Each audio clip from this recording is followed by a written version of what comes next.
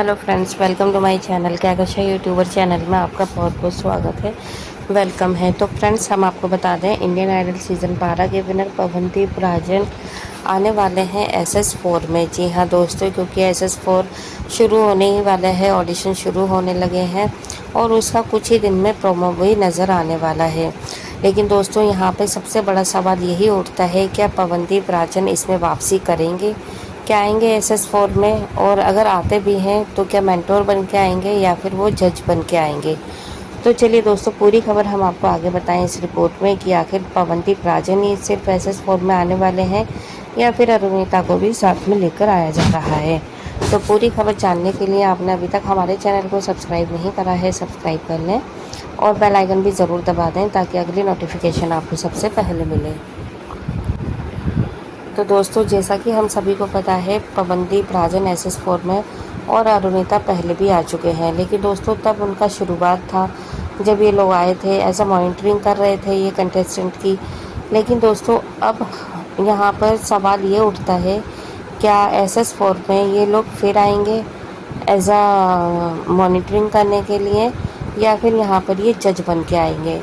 तो दोस्तों, बहुत ज़्यादा ये कमेंट्स आ रहे थे, बहुत ज़्यादा ये सवाल आ रहे हैं और सभी लोग जानने के लिए बेचैन भी हैं, क्या वाकई में अरुणिता और पवनदीप की जो जोड़ी है वो SS4 में हमें नज़र आएगी या नहीं नज़र आएगी? क्योंकि दोस्तों, यहाँ पर जब अरुणिता और पवनदीप, चाहे वो कोई भी शो हो, इंडियन आइडल हो, SS हो, तो वहाँ पर वो शो हिट होना अपने आप में हो जाता है अरुणिता और पवनदीप के आ जाने से। लेकिन दोस्तों, ये सवाल तब उठता है क्योंकि अभी क्या है, खबरें ये फैल रही हैं कि पवनदीप और अरुणिता का ब्रेकअप हो गया है और अब ये दोनों कोई भी कॉन्सर्ट इवेंट वगैरह साथ में नहीं करेंगे। तो यहाँ पर दोस्तों देखिए, सबसे पहले तो हम इस चीज़ को कहना चाहेंगे कि अभी ना तो अरुणिता ने इस चीज़ को अपने सोशली अकाउंट पे या ऑफिशियल अकाउंट पे अनाउंस करा है, ना ही पवनदीप ने इसे ऑफिशियली अनाउंसमेंट करा है कि इन दोनों का ब्रेकअप हो गया है। हाँ, सूत्र जरूर इस चीज़ों का हवाला दे रहे हैं क्योंकि अगर अरुणिता पवनदीप एक दूसरे से नहीं मिले हैं तो फिर उम्मीद तो यही की जा रही है कि भाई, जब अगर कोई ऐसी हालत में भी आकर ना मिलेगा तो फिर शायद उसने सारे रिश्ते नाते सब कुछ छोड़ दिए हैं, तोड़ दिए हैं।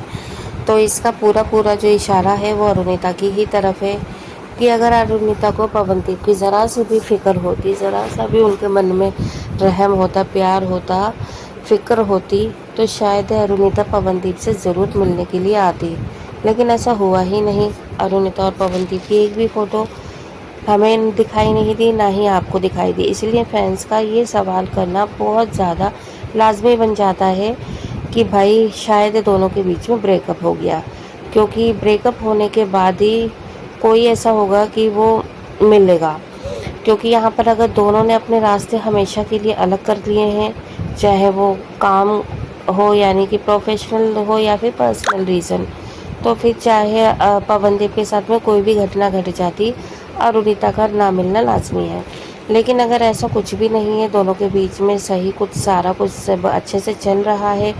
तो फिर अरुणिता नहीं आई, तो इसलिए फैंस उनके ऊपर उंगली उठा रहे हैं, सवाल कर रहे हैं। और ऐसा नहीं है अरुणिता के ऊपर उठा रहे हैं, अगर अरुणिता की जगह यहाँ पे पवनदीप होते तो शायद पवनदीप के ऊपर भी उंगलियां उठाई जाती कि वो क्यों नहीं गए।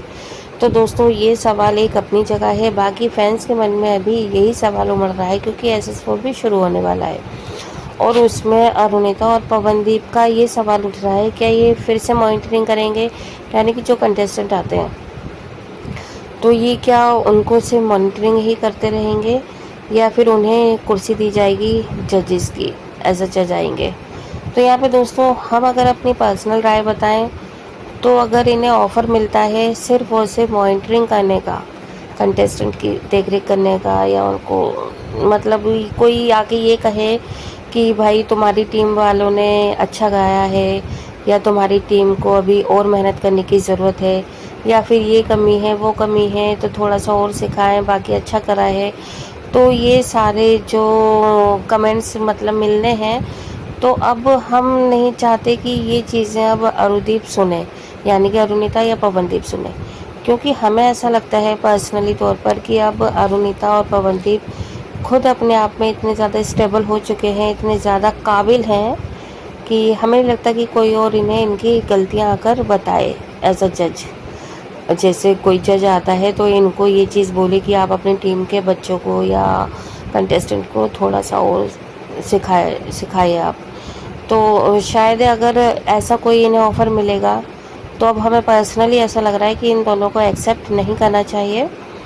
बाकी तो देखिए पर्सनल रीज़न इनका पर्सनल चीज़ है कि हाँ करते हैं या नहीं करते, लेकिन देखिए जहाँ पर ये खुद अपने आप में अपने अकेले दम पर गाना गाने का दम रखते हैं, उसे हिट कराने का दम रखते हैं, शो को हिट कराने का दम रखते हैं, तो फिर इन्हें अगर ऑफ़र आता भी है SS4 की तरफ से तो इन्हें एज अ जज का ऑफ़र आना चाहिए, और अगर एज अ जज का ऑफ़र आए तभी इन्हें एक्सेप्ट भी करना चाहिए, अदरवाइज़ नहीं करना चाहिए। ये हमारे पर्सनल थॉट है, क्योंकि देखिए कमेंट्स आ रहे थे तो इसलिए हमने इसका जवाब दे दिया। बाकी अगर आप भी इसके बारे में आपकी भी कोई राय है वो भी आप दे सकते हैं, क्योंकि देखो हमें तो ऐसे ही लगता है दोस्तों कि अगर ये इवेंट इतने बड़े बड़े इवेंट जहाँ पे लाखों की भीड़ होती है, वहाँ ये अपने अकेले दम पर उसको सुपर डुपर हिट करा रहे हैं, कॉन्सर्ट को करा रहे हैं, लाइव शो चल रहे हैं इनके, और वीडियोज़ आती हैं, शोज़ आते हैं जो कि सुपर डुपर हिट हो रहे हैं, और लाखों करोड़ों फैंस हैं इन दोनों के। तो फिर क्यों ना इन्हें एज अ जज अपॉइंट किया जाए, एज अ जज इन्हें लिया जाए, और अगर एज अ जज नहीं लिया जाता तो फिर एज अ मॉनिटरिंग के लिए इन्हें खुद ही मना कर देना चाहिए कि कोई और देख ले। बाकी हम तो यही चाहेंगे, देखिए काम काम की जगह होता है चाहे कोई भी हो, लेकिन एक जब आपका एक लेवल भी होता है कि आपको किस लेवल तक किस चीज़ को एक्सेप्ट करना चाहिए और किसको नहीं करना चाहिए, क्योंकि अगर आपने ज़्यादा ही नीचे जाकर उन चीज़ों को एक्सेप्ट कर लिया तो शायद फिर जनता जो ऑडियंस होता है वो एक रिस्पेक्ट या फिर एक वो लेवल नहीं रहता है। देखिए आप समझ रहे होंगे कि मैं क्या कहना चाहती हूँ, ठीक है। बाकी आप भी हमें अपनी राय बता सकते हैं कि क्या अरुदीप को अगर ऑफ़र मिलता है किसी भी शो का, SS4 ही नहीं कोई भी शो जहाँ पर मेंटोर भी होते हैं और कंटेस्टेंट भी होते हैं, जजेस भी होते हैं, सब कोई होता है,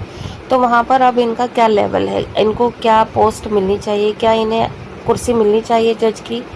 या नहीं मिलनी चाहिए। क्योंकि दोस्तों हम तो यही मानते हैं कि इन दोनों में बहुत हद तक बहुत सारी ऐसी चीज़ें हैं जो अब ये सिखा सकते हैं, ये कमियां बता सकते हैं, और ये जजेस का जो एज अ फैसला होता है कि किसको किस में कितनी कमी है या कौन कितने लायक है, क्या काबिलियत है, ये उन चीज़ों को बता सकते हैं। क्योंकि पवनदीप खुद स्टूडेंट्स को सिखाते हैं अपने उत्तराखंड में, इन्होंने एक अलग से अपने घर में म्यूज़िक रूम बना रखा है जहाँ पे बच्चे आते हैं सीखने के लिए। और अरुणिता को भी हम यही कहेंगे कि अरुणिता भी बहुत ज़्यादा अपने म्यूज़िक की लाइन में बहुत ज़्यादा आगे बढ़ चुकी हैं, तो दोनों का एक अलग ही लेवल हो चुका है दोस्तों।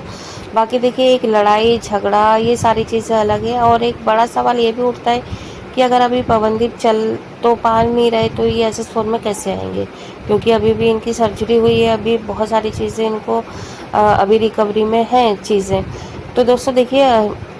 अभी बस उनका कुछ ही टाइम में बस होने वाला है ये सारी चीज़ें जो भी रिकवरी, और डॉक्टरों ने बोला ये कि इस हफ्ते में वो पैरों पे चलने भी लगेंगे, तो सारी चीज़ें अगर बेटर रहीं तो वो ज़रूर इस शो को ऑफ़र को एक्सेप्ट करेंगे। लेकिन ऑफ़र को वो तभी एक्सेप्ट करें अगर ये हमारी पर्सनल राय जाने एज अ फ़ैन, और हमें पता है कि आप भी एज अ फ़ैन यही चाहेंगे कि पवनदीप को कुर्सी मिले, अरुणिता को कुर्सी मिले, ये एज अ जज करें और अब ये मॉनिटरिंग वगैरह ना करें। वेल दोस्तों जो भी आपकी राय है हमें कमेंट में एक बार ज़रूर बताइएगा, ताकि हम देखना चाहते हैं कि किसके सबके मतलब क्या ज़्यादा से ज़्यादा कमेंट आते हैं, मॉनिटरिंग के आते हैं या फिर एज अ जज के आते हैं। तो जो भी आपकी राय है ज़रूर बताएं। वीडियो अच्छा लगा है लाइक कर लें, चैनल को भी ज़रूर सब्सक्राइब कर लीजिएगा, और अगर आप चाहते हैं और भी अपडेट आपको हमारे चैनल के थ्रू मिलती रहे तो चैनल को सब्सक्राइब कर लें। एक और अपडेट के साथ मिलती हूँ, तब तक अपना ख्याल रखिएगा, बाय बाय।